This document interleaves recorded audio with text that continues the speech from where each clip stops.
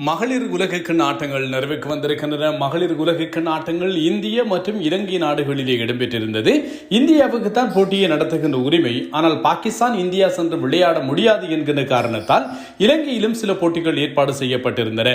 நேற்றைய நாளில் மகளிர் உலகக்கிண்ணம் நிறைவுக்கு வந்திருக்கிறது. 13வது மகளிர் உலகக்கிண்ணத்தை ஹர்மான் பிரீத் கவுர் தலைமையிலான இந்திய மகளிர் அணி வெற்றி கொண்டிருக்கிறது. 52 ஓட்டங்கள் வித்தியாசத்தில் ஒரு அபாரமான வெற்றி என்று சொல்லலாம். இந்திய மகளிர் கிரிக்கெட்டை பொறுத்தவரையில் நீண்ட காலமாக ஒரு ஐசிசி ட்ரோபி ஒன்றுக்காக போராடி கொண்டிருந்தார்கள். 2 தடவைகள் இதற்கு முன்னர் இறுதிப் போட்டிக்கு முன்னேறியவர்கள் தோற்று போனார்கள், கிண்ணம் கிடைக்கவில்லை. ஆனால் இப்போது ஹர்மான் பிரீத் கவுர் தலைமையிலே அமுல் முசம்தார் தலைமை பயிற்சியாளராக இருந்து அணியை வழிநடத்தி ஒரு மிக அசத்தலான ஒரு வெற்றியை இந்திய அணி பெறுவதற்கு காரணமாக அமைந்திருக்கிறார். 51 கோடி இந்திய ரூபாய்கள் பரிசு தொகையாக இந்திய கிரிக்கெட் சபையால் அறிவிக்கப்பட்டிருக்கிறது என்பதும் ஞாபகப்படுத்தத்தக்கது. ஏற்கனவே 13வது ஐசிசி உலக தொடரை பொறுத்தவரையில் மகளிருக்கான போட்டிகளை பொறுத்தவரையில் அதிக எதிர்பார்ப்பு இருந்தது. ஆஸ்திரேலியா மீதும் இங்கிலாந்து மீதும் இந்தியா அரையிறுதிக்கு வரும் என்கின்ற எதிர்பார்ப்புகள் இருந்தன. ஆனால் இறுதிப் போட்டியிலே சாம்பியன் ஆகும் என்று சொல்லி அவ்வளவு பெரிதான எதிர்பார்ப்புகள் இருக்கவில்லை. அரையிறுதி ஆட்டத்திலே ஆஸ்திரேலியாவை தோற்கடித்தார்கள்.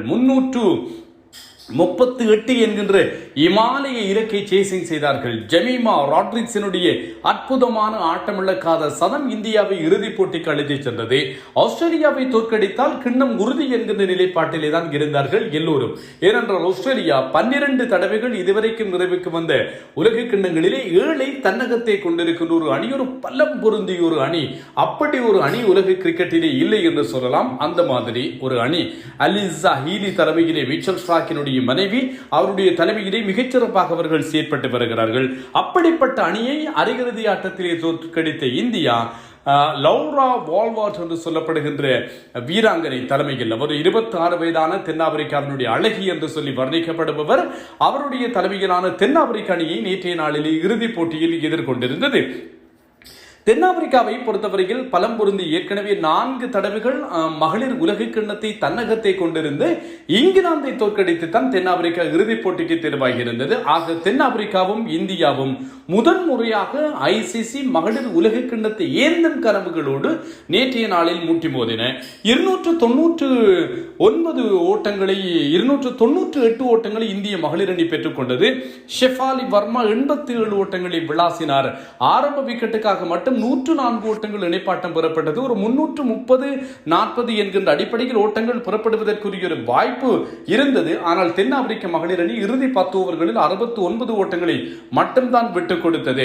இதனால் 298 ஓட்டங்களுக்குள் மட்டுப்படுத்தப்பட்டது. ஸ்மித்ரி மாந்தனா நாக் அவுட் போட்டிகளிலே சொதப்புவார், அரைச்சதம் அடிக்க மாட்டார் என்று சொல்லி விமர்சிக்கப்படுபவர் 45 ஓட்டங்களை பெற்றுக் கொண்டார். ஷெஃபாலி வர்மா அரையிறுதிக்குத்தான் அணிக்குள்ளே வந்தார், இன்ஜரி ரீப்ளேஸ்மெண்டாக அணிக்குள்ளே வந்தார். நேற்று 87 ஓட்டங்களை விளாசினார். ஜெமிமா ராட்ரிக்ஸ் அணித்தலைவர் 24, ஜெமிமா ராட்ரிக்ஸ் அரையிறுதியிலே ஆட்ட நாயகியாக தேர்ந்தெடுக்கப்பட்டவர் 24, அணித்தலைவி ஹர்மான் பிரீத் கவுர் 20, தீப்தி சர்மா 58, நல்ல இறுதி நேரத்தில் அதிரடியை காட்டியிருந்தார். ரிச்சா கோஷ் 34 ஓட்டங்கள் 298 பெறப்பட்டது. பதிலளித்த தென்னாப்பிரிக்காவிற்கு இறுதி 10 ஓவர்களிலே 9 என்கின்ற அடிப்படையில் ஓட்டங்கள் பெறப்பட வேண்டிய தேவை இருந்தது. அப்போது ஆடுகளத்திலே அணித்தலைவி லௌரா வால்வார்ட் இருந்தார். 42வது ஓவரிலே தான் டேர்னிங் பாயிண்ட் ஆனது. அணி தலைவி லௌரா சதமடித்து ஆடிக்கொண்டிருந்தவர் ஆட்டமிழந்திருந்தார். 101 ஓட்டங்களை பெற்றிருந்த வேளையில் அதே போன்று டெல்சன் 35 ஓட்டங்களோடு அதிரடியாக ஆடிக்கொண்டிருந்த சகோதரி ஆட்ட வீராங்கனை அவரும் ஆட்டமிழந்தார். அதனைத் தொடர்ந்து போட்டியிலே பாரிய சரிவு ஏற்பட்டது. 42வது ஓவர் வரைக்கும் போட்டி 50-50 இருந்தது. எந்த அணியும் வெற்றி பெறலாம். ஏனென்றால் அதற்கு பின்னர் தென்னாப்பிரிக்காவுக்காக துடுப்படுத்தாட வர இருக்கின்ற 2 சகோதரி ஆட்டக்கார வீராங்கனைகளும் இறுதியாக இந்தியாவை சந்தித்த குளிர்நிலை போட்டியின் போது ஒரு பவர் ஹிட்டர்ஸ் மிகச்சிறப்பாக ஆடி இந்தியாவிற்கு அதிர்ச்சி வைத்தியத்தை அரங்கேற்றியவர்கள். ஆகவே அந்த மாதிரி ஒரு 2020 பாணியிலே ஆடுவார்கள், ஆடக்கூடியவர்கள். இந்தியாவிற்கு வெற்றி என்பது உறுதி இல்லாத நிலையில் தான் இருந்தது.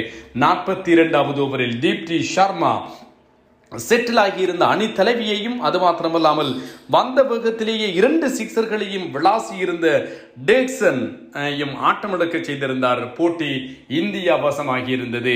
அதன் பின்னர் அடுத்தடுத்த விக்கெட்டுகளும் சரிக்கப்பட இந்தியா 52 ஓட்டங்கள் வித்தியாசத்திலே இந்த போட்டியிலே வெற்றி பெற்று முதல் முறையாக மகளிர் உலக கிண்ணத்தை தனதாக்கி இருக்கிறது. ஆட்டநாயகியாக ஷெஃபாலி வர்மா தேர்வாகி இருந்தார். 2 விக்கெட்டுகளையும் நேற்றைய போட்டியிலே கைப்பற்றி இருந்தார் என்பதும் ஞாபகப்படுத்தத்தக்கது. தொடர் நாயகியாக தொடர் முழுவதுமாக 22 விக்கெட்டுகளையும் 200க்கும் மேற்பட்ட ஓட்டங்களையும் பெற்றிருந்த தீப்தி சர்மா தேர்ந்தெடுக்கப்பட்டார். இறுதிப் போட்டியிலும் கூட 5 விக்கெட்டுகளை இவர் கைப்பற்றி இருந்தவை ஞாபகப்படுத்தத்தக்கது. இறுதி 17 மாதங்களிலே பார்த்தீர்கள் என்று சொன்னால் ICC தொடர்களிலே 3 தொடர்களை இந்தியா வென்றிருக்கிறது என்று சொல்லலாம். ஆடவருக்கான 2020 உலக கிண்ணம், அதே போன்று சாம்பியன்ஸ் ட்ரோபி, இப்போது மகளிருக்கான ஒருநாள் போட்டிகளுக்கான உலக கிண்ணம் வென்றிருக்கிறார்கள். கடந்த பிப்ரவரி மாதத்திலே அண்டர் 19 உலக கிண்ணத்தையும் மகளிருக்கான உலக கிண்ணத்தையும் இதே தென்னாப்பிரிக்காவை தோற்கடித்து இந்தியா வென்றிருந்தது என்பதும் ஞாபகப்படுத்தத்தக்கது. ஏன் ஆசிய கிண்ணமும் கூட இப்போது இந்தியா வசம் தான் இருக்கிறது. அடுக்கடுக்காக ட்ரோபி இந்தியா வசமாகி கொண்டிருக்கிறது என்பதும் ஞாபகப்படுத்தத்தக்கது. அமுல் முசம்தார் அணியினுடைய தலைமை பேச்சாளருக்கு ஏராளமான பாராட்டுகள் குவிந்து கொண்டிருக்கின்றன. மும்பையை சேர்ந்தவர், 50 வயதாகின்ற வீரர் சச்சின் காம்ப்ளே காலத்திலே மும்பை அணிக்காக இவர் ஆடிய ஒரு வீரர் என்பதும் கவனிக்கத்தக்கது. சச்சின், டிராவிட், லக்ஷ்மன், கங்குலி என்று சொல்லி பலர் இந்திய கிரிக்கெட்டில் தொடர்ந்து ஆதிக்கத்தை நிலைநாட்டிக் கொண்டிருந்த காரணத்தால் 11,000க்கு மேற்பட்ட ஓட்டங்களை ராஞ்சி கிண்ண போட்டிகளிலே குவித்தவர். 30 சதங்கள் அடித்தும் கூட இந்தியாவிற்காக இவர் அறிமுகமாகவில்லை என்பது அவருக்கு இருந்த மிகப்பெரிய ஒரு ஏக்கம்.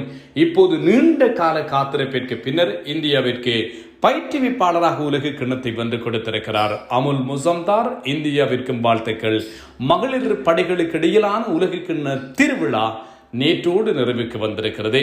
எல்லோருக்கும் வாழ்த்துக்கள். நான் தில்லேம்பலம் தரணிதரன்.